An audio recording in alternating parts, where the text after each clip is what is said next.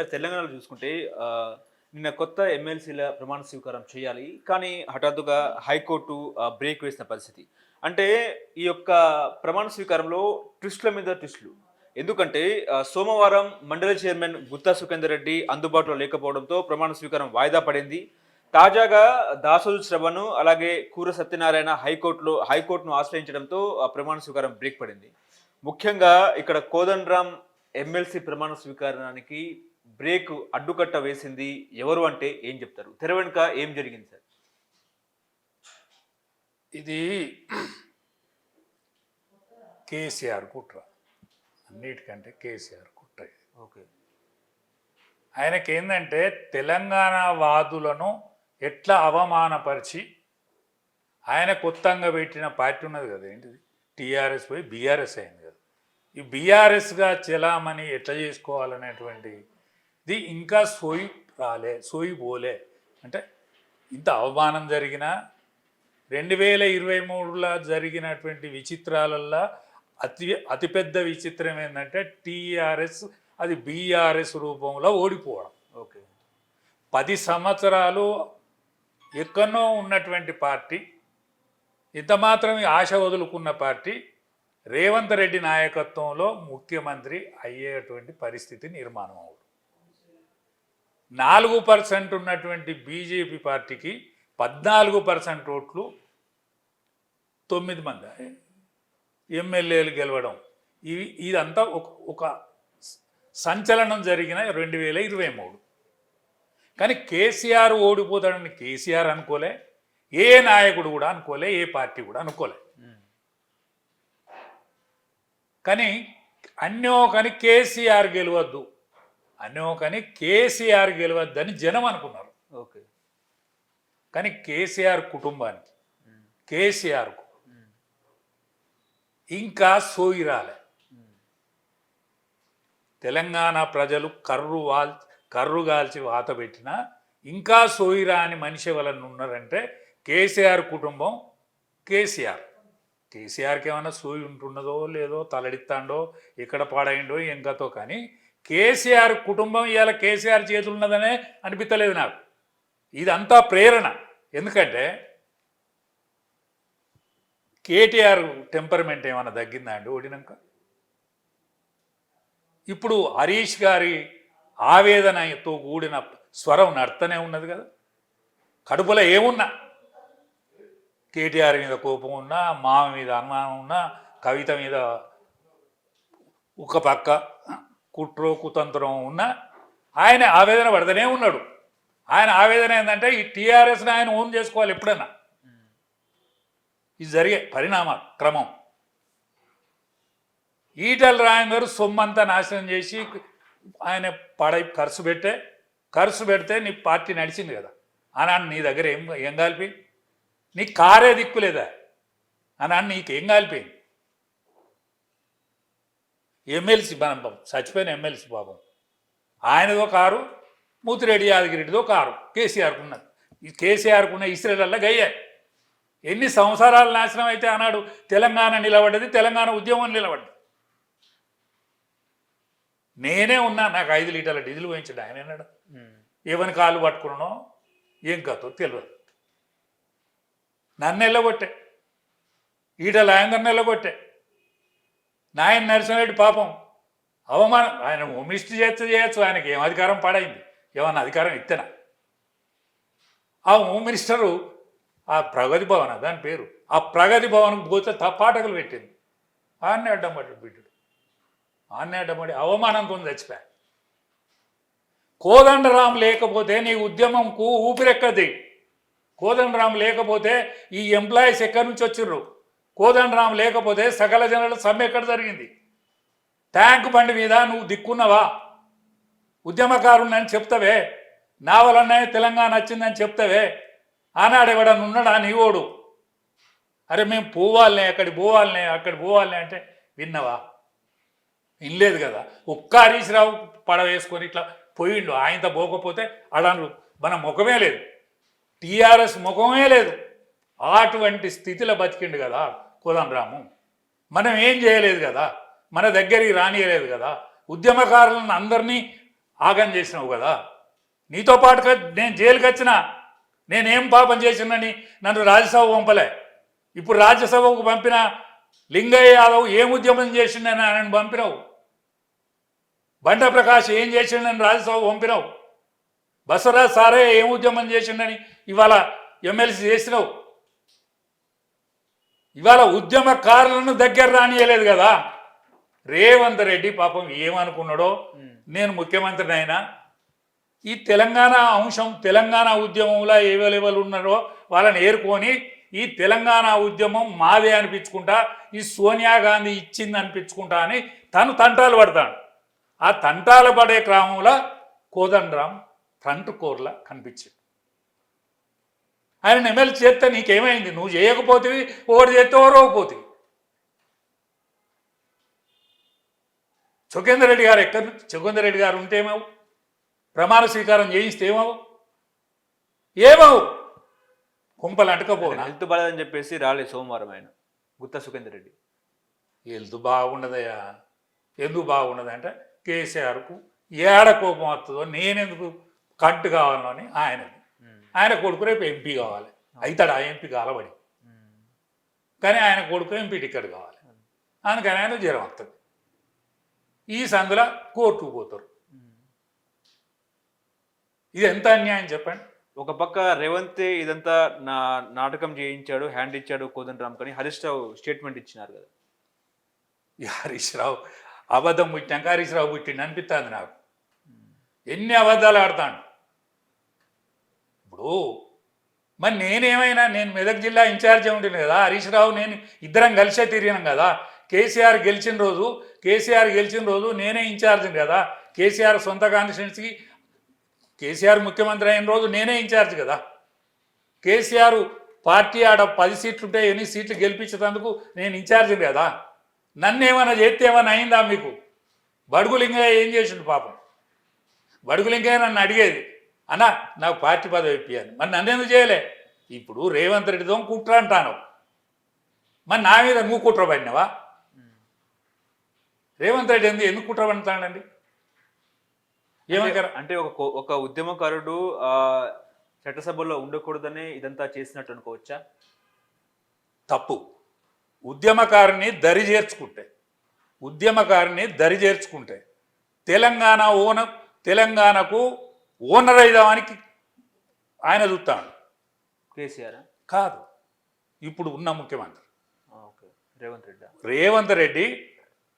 తెలంగాణ ఇచ్చింది మేము కాంగ్రెస్ పార్టీ, మా సోనియా గాంధీ ఇచ్చింది కాబట్టే నేను అది గుర్తుపెట్టుకొని చేసిన కోదండరామని ఆయన అనిపించుకుంటే ఛాంపియన్ అవుతానని ఆయన చూస్తాడు.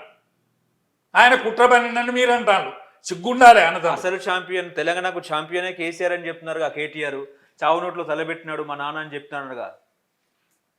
తలబెట్టిండా? కేసీఆర్ అంటే తెలంగాణ తలబెట్టిండా? ఏం పెట్టిండో? ఉద్యమం చేయలేదని అనటానికి వీళ్ళు. ఉద్యమం చేసిన మాట వాస్తవం. ఆయన ఒక్కడే చేసిండు అనుకుంటే అబద్ధం. కోదండరాం లేడా అన్నాడు ఉద్యమాల? మేమందరం లేమా? అందరం లేరా? అనేక మంది ఉన్నారు. ఇవాళ దాదాపు వాళ్ళు ఉన్నారు. ఉద్యమానికి ఊపిరి పోసిన వాళ్ళు ఒక్కరు కాదు. ఇవాళ సకల జనులు సమ్మె అప్పుడు, వంట వార్పు అప్పుడు, ఇవాళ అది ఇవ్వాల కులం. ఇవాళ కుమ్మరోళ్ళు, రేపు గొల్లోళ్ళు, ఎల్లుండి షాలోళ్ళు, అవతల ఎల్లుండి సాకలోళ్ళు, ఇట్లా వంట వార్పు చేసినారు కదా. గ్రామాన వంట వార్పు చేస్తేనే కదా పీఠం కదిలింది పైన. వాళ్ళందరు కారా ఉద్యమకారులు? నువ్వు దానికి క్యాప్టెన్ అయినావు, అది వేరే ముచ్చట. నువ్వు దానికి క్యాప్టెన్ అయినావు. కేటీఆర్ ఎక్కడ? అక్కడ చదువుకుంటున్నాడు కదా. కేటీఆర్ చదువుకుంటున్నాడు కదా. కేటీఆర్కు ఉన్న ఉద్యమానికి ఏం సంబంధం? కవితకు ఏం సంబంధం? ఇవాళ రాజ్యసభ మెంబర్ సంతోష్కి ఏం సంబంధం? హరీష్ అంటే మాతో పాటు పనిచేసిండు. మీ అందరికి ఏం సంబంధం? ఆనాడు మేమందరం లేమా? 5 రోజులు జైల్లోకి పోయినమే. జైల్లోకి పోయిన వాళ్ళు లేమా? నువ్వు ఒక్కరిని అయిపోయినావా? మేమంటే మేం కాదు, అందరు అనుకుంటేనే గన్ని రోజుల ఇబ్బంది బయటపడ్డది కదా. ఎందుకు అనుకుంటలేరు? ఇంకా సో ఎందుకు వస్తలేదు? ప్రజలు తిరస్కరించినప్పుడు కూడా రాకపోతే ఈ సో ఎన్నడత్తది? ఇంకా మళ్ళీ వస్తారనుకుంటారా మీరు? మళ్ళీ వేస్తారు అనుకుంటానులా పార్లమెంటులో మీరు అధోగతి పాలవుతారు, ఎక్కడో అడుగునుంటారు. మరో 6 నెలల్లో మాదే అధికారము, కేసీఆర్ మళ్ళీ ముఖ్యమంత్రి అవుతారని చెప్పేసి కలలు కంటాడు ఆయన కేటీఆర్, కలగంటాడు పాపం. ఈ భూముల మీద దస్తులు ఇంకా ఉన్నాయి, కబ్జాలు అట్నే కాలిపోయినాయి. ఆ కబ్జాలోడు భయపెడుతందుకు ఇంకా మాదే అధికారం అంటాడు. కబ్జాలు అట్నే కాలబడ్డాయి. 100 కోట్లకు ఎకరమైంది కదా హైదరాబాద్ నగరం. ఈ 100 కోట్లకు ఎకరమైన దాని మీద ఎన్ని దస్తులేసిండు కేటీఆర్. ప్రపంచం విస్తుపోయే దస్తీలేసిండు. నేను ఈ సందర్భంగా మీ ద్వారా ముఖ్యమంత్రి గారికి ఒక విజ్ఞప్తి చేస్తాను. మీరన్నా ఆ దస్తీల జోలికి పోండి, ఆ దస్తీల జోలికి పోండి. 100 కోట్లకు ఎకరమైనటువంటి ప్లేసులు అనేకం ఆక్రమించండి, వాటి జోలికి పోండి దయచేసి. రేవంత్ రెడ్డి గారు మీరు ఒక్కసారి వాళ్ళ పీచ మర్చండి, వాళ్ళకి అసలు బుద్ధి వచ్చేటట్టు చేయండి, సోయొచ్చేటట్టు చేయండి. నీ చేతిలో ఏమున్నదో అది వాడండి. ఆ పాత ఆఫీసర్లు ఎవరెవరు ఉన్నారో చూడండి, వాళ్ళ లెక్క అంతా తెలుస్తుంది. మీ పరిపాలన విస్తరిస్తాను మంచిగానే, కానీ ఇది వాళ్ళ నాట కట్టియకపోతే తెలంగాణ అదే గోసలు ఉంటుంది. తెలంగాణ అదే గోసలు ఉంటుంది సుమా.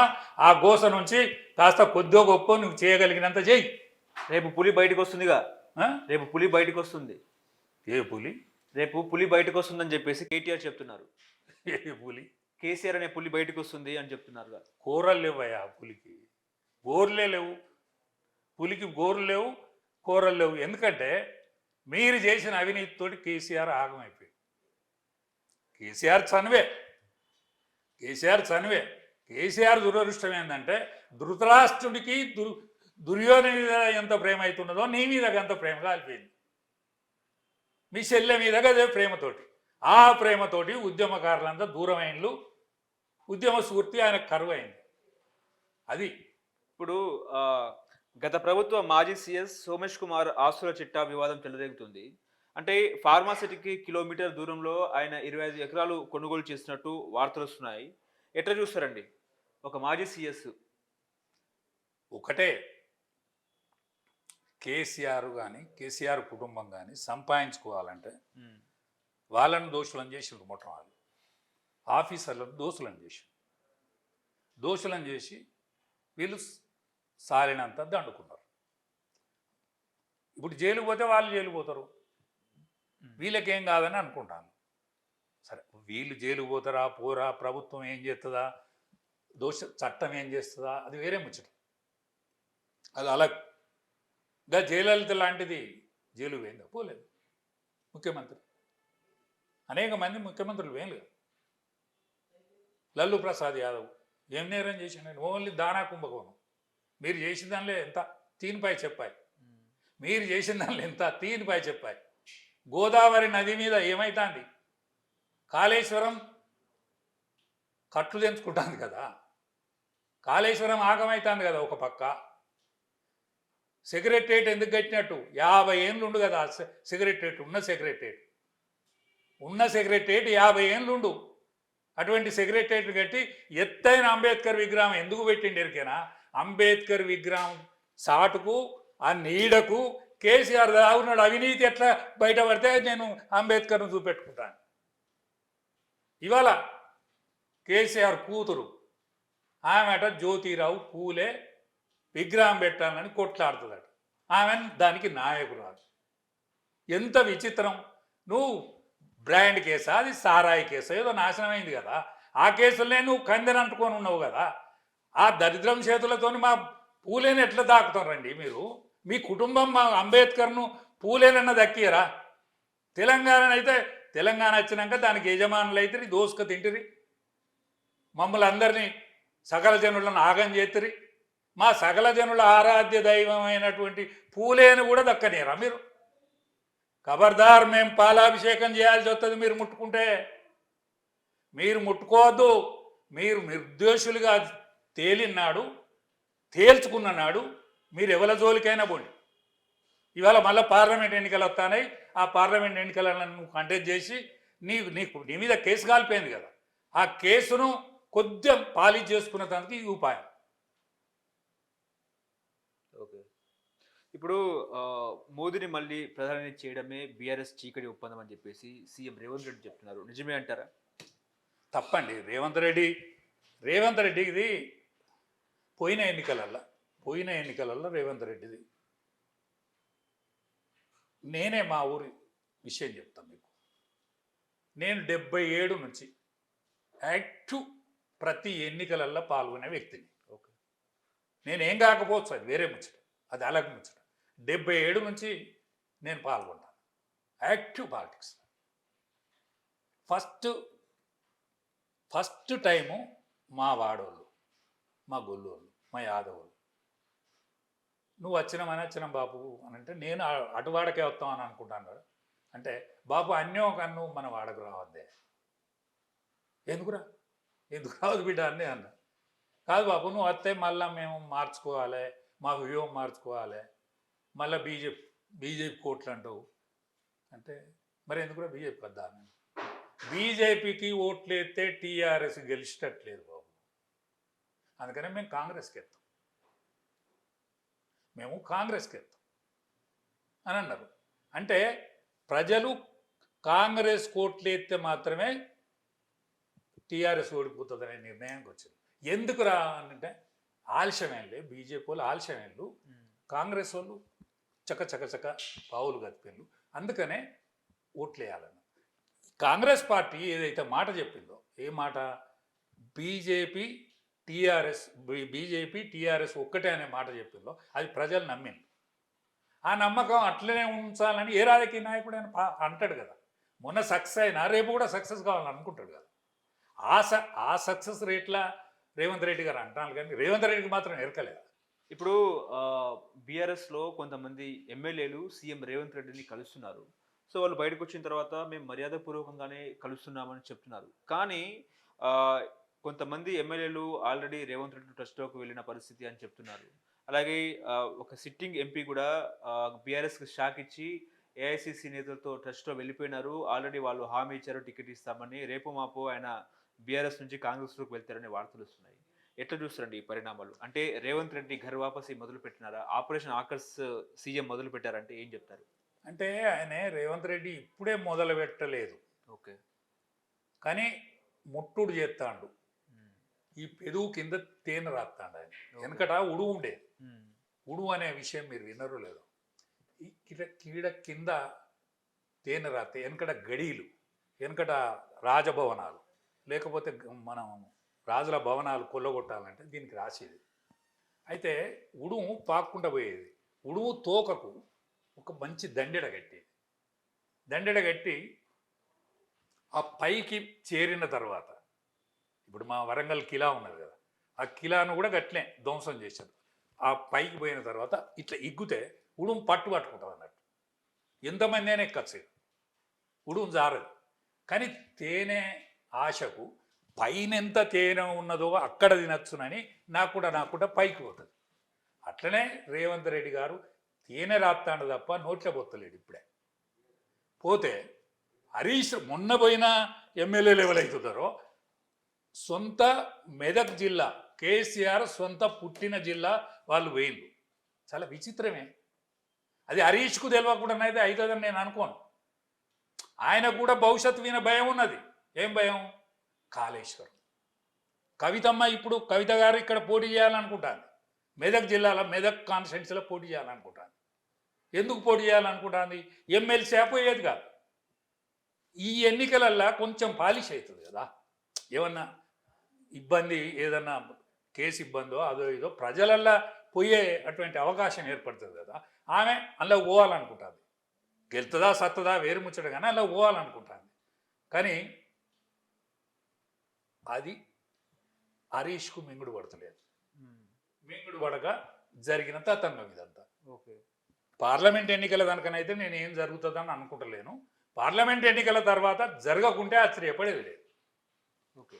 ఇప్పుడు పార్లమెంట్ ఎన్నికలలో కేటీఆర్ పోటీ చేస్తారనే వార్తలు వస్తున్నాయి. అంటే లోక్సభ నుంచి, అంటే మల్కాజ్గిరి నుంచి ఎంపీగా కంటెస్ట్ చేస్తారనే వార్తలు వస్తున్నాయి.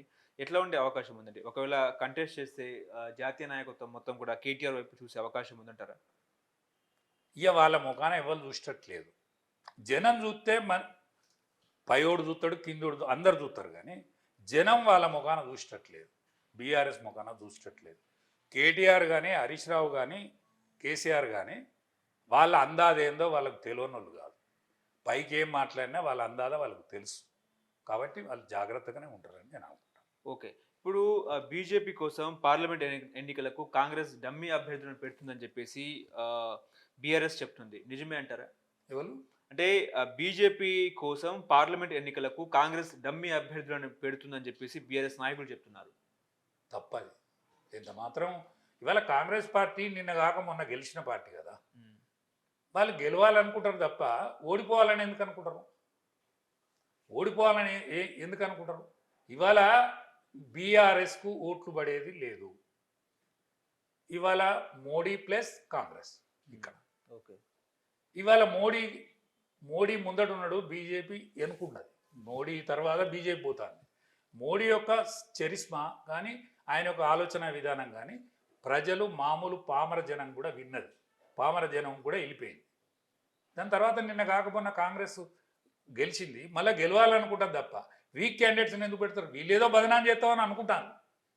వీళ్ళు బదనాం చేస్తే కాంగ్రెస్ బదనాం కాదు, కాంగ్రెస్ బదనాం చేస్తే బీజేపీ బదనాం కాదు. ఈసారి కాంగ్రెస్ కూడా ఇదివరకు చేసినటువంటి విషయం ప్రజలలో సక్సెస్ఫుల్ రేట్ వచ్చింది వాళ్ళకు. ఏది కాంగ్రెస్ బీజేపీ బీఆర్ఎస్ ఒక్కటే అనేది వాళ్ళు మొన్నటి ఎన్నికలలో మాత్రం సక్సెస్ అయింది. ఇప్పుడు కాంగ్రెస్ అన్న సక్సెస్ కాదు, బీఆర్ఎస్ అన్న సక్సెస్ కాదు. ఓకే, ఇప్పుడు ముఖ్యంగా చూసుకుంటే బీఆర్ఎస్ ఇటు బీజేపీ ఒకటని కాంగ్రెస్ పార్టీ పదే పదే చెప్పిన పరిస్థితి.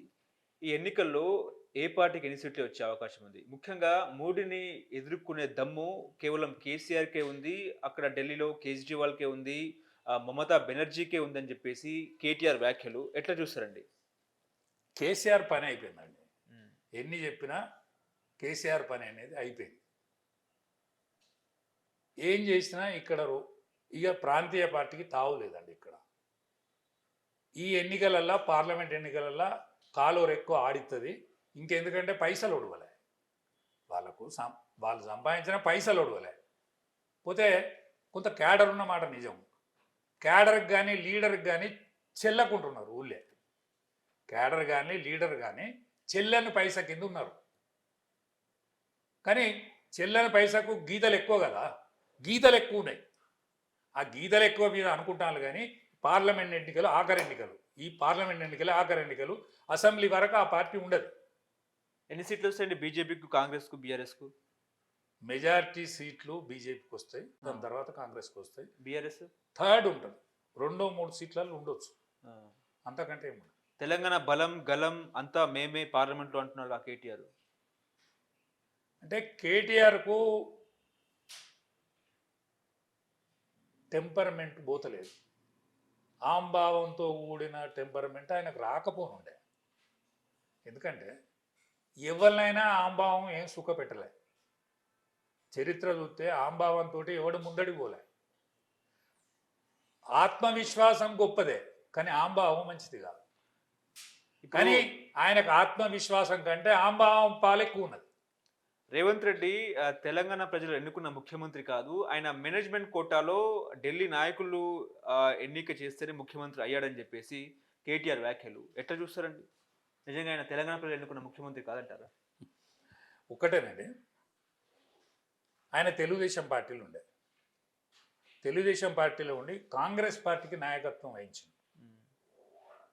10 ఏళ్ళు అడ్రస్ లేని పార్టీని ఒక అడ్రస్కు తెచ్చింది, పవర్లోకి తీసుకొచ్చి. మంచి అయినా చెడ్డైనా. రేవంత్ రెడ్డి మంచోడా, ప్రజలు ఆదరించిందా, లేకపోతే మేనేజ్మెంట్ లెక్కలు చేసిండా, అది వేరే ముచ్చట. నువ్వు 10 ఏళ్ళ కాంగ్రెస్ పార్టీ 10 ఏళ్ళ కింద ఉండే కదా ఎక్కువ కాడ, అటువంటి పార్టీ అయితే పీఠం ఎక్కింది కదా. ఆ పీఠం ఎక్కడానికి కారణం రేవంత్ అనే అటువంటి అంశమే కదా. రేవంత్ అంశానికంటే కాంగ్రెస్ పార్టీ యొక్క గొప్పతనం కంటే మీరు చేసిన దౌర్జన్యం బాగా పనిచేసింది కదా, మీ యొక్క అవినీతి బాగా పనిచేసింది కదా, మీ యొక్క ఆంభావం బాగా పనిచేసింది కదా, మీ యొక్క నియంతృత్వం, మీ కుటుంబ పాలన. ఇవాళ అనేక మంది ఉద్యమకారులను దూరం పెట్టుడు వలాన్నే మీరు నాశనం అయింది కదా. అయినా మీకు సోయి రావటం లేదు. నేను అనేది ఏంటంటే ఇన్ని అయినా మీకు సోయి రావటం లేదు. ఇవాళ సచ్చిన పినుగ కూడా మీరే భాషంగా కడతానంటాను. లేచిన పులి ఎత్తదంటాను, లేకపోతే పులి కాకపోతే నేను నువ్వు సింహమా? సింహం కాదు, పులి కంటే పెద్ద సింహం కాదు, కానీ నేను చిరుతపులిని అంటాను. నువ్వన్నా ఆయనకు మీ నాయన సింహం అన్న పెద్ద పులి కావాలి, నువ్వు లేకపోతే చిరుతపులి కావాలి. మీరిద్దరే కావాలి. ఉద్యమంతో నీకు సంబంధం లేదు. అమెరికాలో నౌకరు చేసుకున్నావు నువ్వు. మీ చెల్లె అమెరికాలో ఉన్న బాపతి. ఉద్యమానికి మీకు ఏ అడ్రస్ లేదు. అయినా ఒకరు ఆయన సింహం అనిపించుకుంటాడా, పులి అనిపించుకుంటాడా, పులి కూరలు పోయినాయి అనిపించుకుంటాడా, లేకపోతే ఏమన్నా అనిపించుకొని మీ నాయనకి అధికారం ఉన్నదా మాట్లాడే ముచ్చట. కానీ నీకు లేదు అది. కనీసం హరీశ్వరన్ అనుమానం కొద్దిగా నన్ను చెల్తుంది. ఇప్పుడు వాళ్ళు ఏం చెప్తున్నారంటే పోయింది అధికారమే, కానీ పోరాట పటిమ కాదు, మాకు ఉద్యమాలు లెక్కలేదు, ముఖ్యమంత్రులనే ఉరికించిన చరిత్ర మాది అని చెప్పేసి కేటీఆర్ చెప్తున్నారు. నిజమే అంటారా? సరే, బాగా జాలనిపిస్తుంది నాకు కేటీఆర్ను. ఎందుకంటే దగ్గర నుంచి చూసినాను నేను. ఒక రకంగా మేము పెంచినోడు ఆయన. అంటే రాజకీయంగా మా చేతిలో పెరిగినోడు ఆయన. తల్లిదండ్రులంతా కాకపోవచ్చు, కానీ రాజకీయంగా మేము ఎత్తుకున్న వాళ్ళం, ఆయనను ఆడించిన వాళ్ళం. ఈయన ఇంద్రుడు చంద్రుడు అని చెప్పిన వాళ్ళం మా నోట, మా పాపం నోట. గొప్పోడు అని చెప్పిన వాళ్ళం. నేనే అరంగేట్రం మీటింగ్ చేసిన ఆయన. నేనే కొరివి జాతరలో అరంగేట్రం మీటింగ్ చేసిన నేను. ఆయన అక్కడనే రాజకీయ ప్రవేశం చేసిండు. అందులో మాట్లాడింది నేనే. నేను సూపర్ భత్తతో పోల్చుకొని ఆయన యూరియా భత్త చేసి మాట్లాడినా. అంటే యూరియా దొరకనప్పుడు సూపర్ లింకు పెడతారు ఏది షాపోలు. అందుకనే సూపర్ భత్త ఏం మాట్లాడినా వినాలే, మీరు యూరియా భత్త కోసం వచ్చిన సుమా అని మాట్లాడినాను నేను. మాట్లాడిన దరిద్రుడు ఈ రాజయ్య యాదవ్. ఈ రాజయ్య యాదవ్ గుర్తులేడు. అంటే రాజయ్య యాదవ్ ఒక్కడు గుర్తు కాదు, రాజయ్య యాదవ్ లాంటి వాళ్ళను లక్షల మందిని మీరు మర్చిపోయిండు ఉద్యమకారులను. అందుకే మీకు ఈ శిక్ష. అందుకే ఈ శిక్ష. ఒకసారి ప్రశ్నించుకోండి, మర్చిపోయలేదా? ఇప్పుడు వాళ్ళు అధికారాన్ని కోల్పోవడం అనేది ఇంకా జీర్ణించుకోలేకపోతున్నారా? ఇప్పుడు కటక్కన ఈ తలకాయ దిగుతానట, ఈ చాలాసేపు నడిచిపోద్దట శరీరం. దబ్బున కటక్కన తల దిగింది అనుకో, చాలాసేపు నడుతుందట. చాలా దూరం పోద్దట, అడ్డం లేకపోతే చాలా దూరం పోద్దట దానికి. ఎందుకంటే సడన్ తలకాయ కట్ అయితే అట్లనే పవర్ సడన్లో పోయే వరకు వాళ్ళు ఊహించుడు కాదు, ఏ పార్టీ ఊహించలే వాళ్ళు ఓడిపోతారని. అందుకనే ఇంకా నడుతుంది అది. తలకాయ లేదు, తల లేదు, కానీ మొండెవు నడుతాను. ఈ మొండెవే అని నిజం అనుకుంటాను అది. ఇప్పుడు బీఆర్ఎస్ని మళ్ళీ టీఆర్ఎస్గా మార్చే అవకాశం ఉందంటారా కేసీఆర్? మళ్ళీ ఢిల్లీని దౌలతాబాద్కు తుగ్లక్ కాలంలో మార్చింది. ఎందుకంటే దౌలతాబాదు నైసర్గిక స్వరూపంలో సెంటర్లు ఉంటుందని. కానీ అది చలికాలమైంది పాడాయి. ఈ దౌలతాబాద్కి వచ్చే వరకు చాలా మంది రోగాల పాలై చచ్చిపోయింది. అరే ఇది మంచిగా లేనట్టున్నదని మళ్ళీ ఢిల్లీ పోమన్నాడు, మరింతమంది చచ్చారు. అంటే ఆయన పిచ్చి తుగ్లక్ అన్నారు. అందుకనే అటువంటి ఆలోచన కనుక వస్తే బీఆర్ఎస్ ఉండదు, టీఆర్ఎస్ ఉండదు, ఏది ఉండకుండా అవుతుంది. ఓకే, అంటే మారే ప్రసక్తి ఏమి ఉండదు అంటారా? చేయరు. కానీ కేసీఆర్ బ్లండర్ మిస్టేక్ చేసినట్టు అనుకోవచ్చా? ఎందుకంటే తెలంగాణ ఉద్యమ పార్టీని బీఆర్ఎస్గా మార్చి చాలా చాలా గొప్ప మిస్టేక్ చేసింది. ఎందుకంటే ఈ ఉద్యమము అనేక మంది చేశారు కదా, ఒక్కడు కాదు కదా, అనేక మంది. నువ్వు పిలిచినోడు పిలువనోడు ఊళ్ళే వంట వార్పు చేసిండ్రు. నువ్వు చెప్పిన అది కోదండరామ్ కాలంలో, కోదండరామ హయాంలో జరిగింది ఈ వంట వార్పు. ఆయన పిలిపే, కోదండరామ్ పిలిపి. ఆయన జేఏసీ కన్వీనర్ ఉంటాడు కదా, జేఏసీ కన్వీనర్గా ఆయన పిలిచిండు. అయితే వీళ్ళందరూ వంట వార్పు వీళ్ళందరూ చేసిండ్రు కదా, ఈ ఎవరిది కాకుండా నాదే కావాలి, మా ఇంటి వాళ్ళదే కావాలి అనేటువంటి దుర్బుద్ధితో చేసిన కార్యక్రమం తప్ప ఇదేం కాదు.